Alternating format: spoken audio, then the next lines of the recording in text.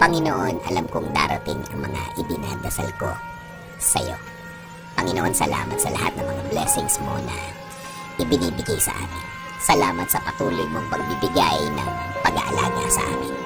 Araw-araw na kasama ka ay ang araw-araw na alam namin na we will be provided, Lord.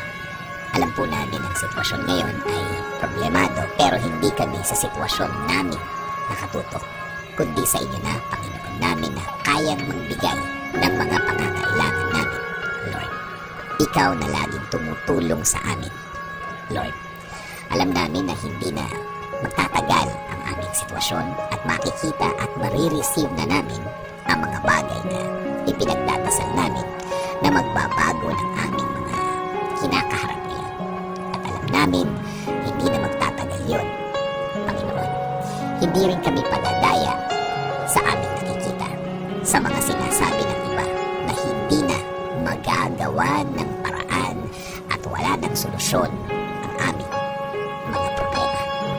Na ito daw ay mas lalala pa, na ito daw ay mas gagrabe pa, na kahit na daw ano ang gawin namin, ay wala ng pag-asa pang mabago ang mga nasa harapan ko. Panginoon, kung salita lang nila ang aming pakikinggan, kung mga sinasabi nila ang aming iisipin, Lord, para ko lang pinahina ang faith ko sa inyo. Lord, pangako po, sa inyo lang po kami maniniwala at magtitiwala. Kayo po ang magiging laman ng aming mga puso at isipan.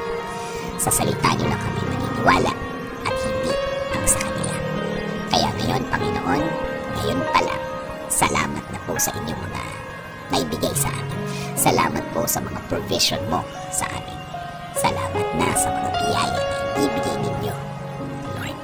Kasama din po ng pasasalamat ng mga ibibigay ninyo sa akin at sa amin, Panginoon. Alam po namin na ang mga bagay na ibibigay niyo sa amin ay hindi na magtatagal. Hindi na magtatagal ang aming pag-aantay. Salamat din po kasi alam po namin na hindi lang kami ang i-bless niyo. Kasama na po ang aming pamilya. Sila rin po ay makakatanggap ng biyaya ninyo, Panginoon.